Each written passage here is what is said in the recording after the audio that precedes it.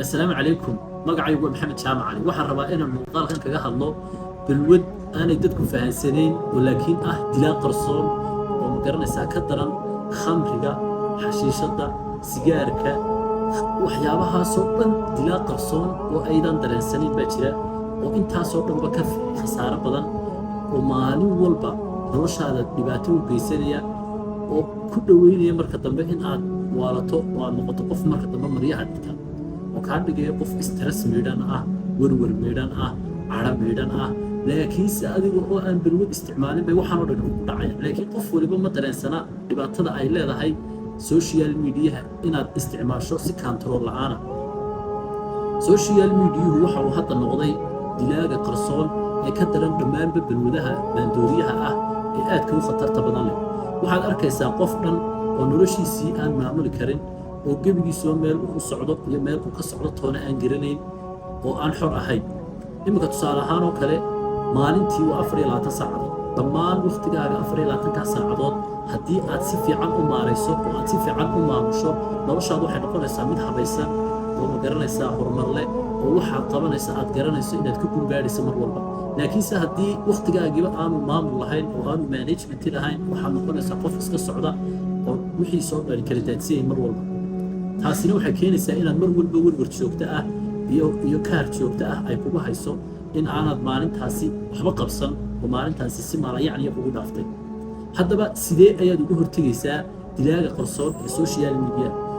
iminka waxaad arkaysaa qof intuu telefoonka soo qaato aanba iska qaban karin oo waagu ugu baryayo haddii habeen tahay si uu u isticmaalaya telefoonka. tusaale ahaan oo kale aaladda tiktok waa aaladda ugu badan ee iminka dadku aadka ay u isticmaalaan. sidoo kale social mediaha dhammaantii waa isku wada mid, yaanan kala qaadqaadin. dhammaantood waxay noqdeen waxyaabaha jira waqtiga. waqtiguna waa meesha ay wax waliba ka kacaan ee nolosha bini'aadamka oo dhani ay ku tiirsan tahay. waqtigaagu hadduu lumo wax kasta oo mustaqbalkaaga ahi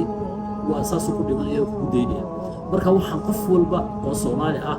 haddii af Soomaaliga uu fahmayo xataa uu ajnabi yahay, qof walba muuqaalkaygan daawada waxaan ka codsanayaa in uu waqtigiisa uu maamulo oo uu u sameeyo jadwal maalimeed. haddaad jadwal maalimeed u samayn waqtigaaga oo aanad ka dhigin waqtigaaga mid mar walba xisaabsan oo saacad walba waxaad qabanayso aanay ku qorshaysnayn, waxaad noqonaysaa qof noloshiisu baaba noqoto,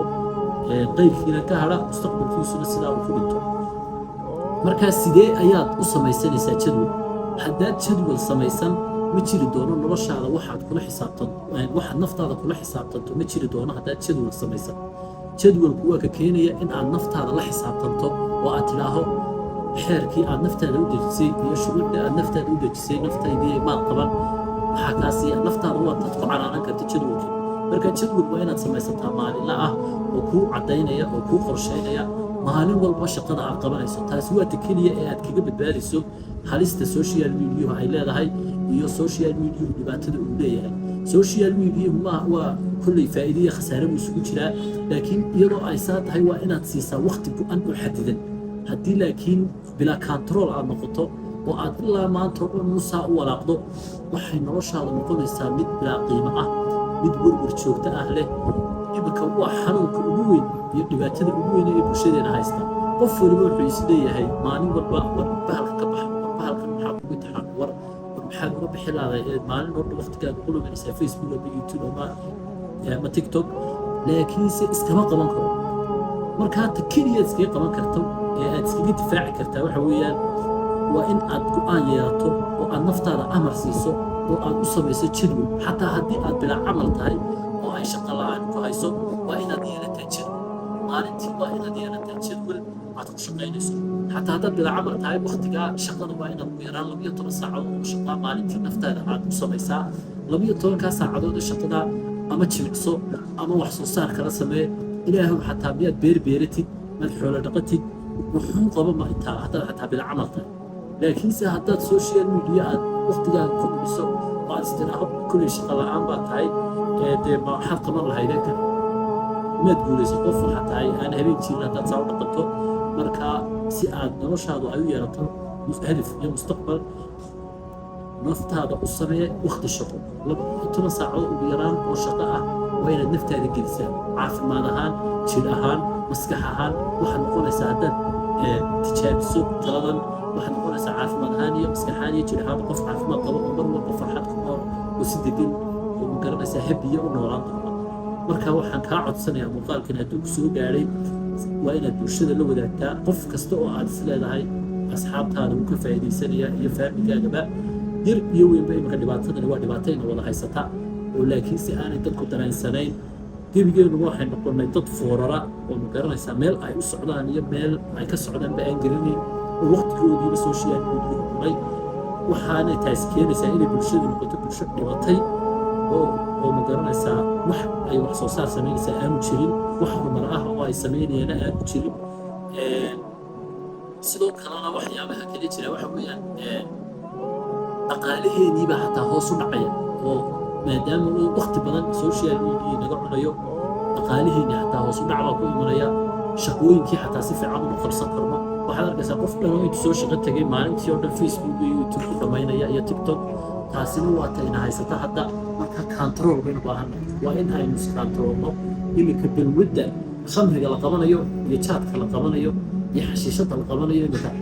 waxaba ka daran ba aanu san u arko oo ka halis badan oo ka waqti cun badan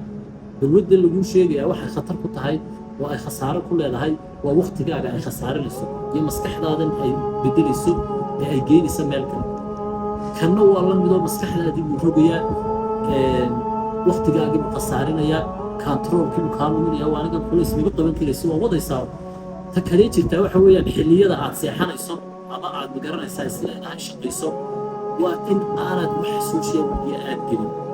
waxay sababtaasi waxay faa'iido u yeelan waxay ku yeelanaysaa iminka tusaale ahaan oo kale markaad gasho internetka ama social media aad gasho maskaxdaadii baa isbedelaysaa waxaad arkaysaa waxaad ku naxdo waxaad ku faraxdo waxaad ka murugooto gebigaaguba khalkhal baad noqonaysaa meel aad u socotay iyo hawl aan lahayd iyo dan aan lahayd iyo meel aad ka socotayba garan maysa adigoo asqaysan baad is arkaysaayo iska walaaqayo telefon maanta oo dhan marka waa sababta aan ku leeyahay haba isticmaalinba habeenkii markaad seexanayso ugu yaraan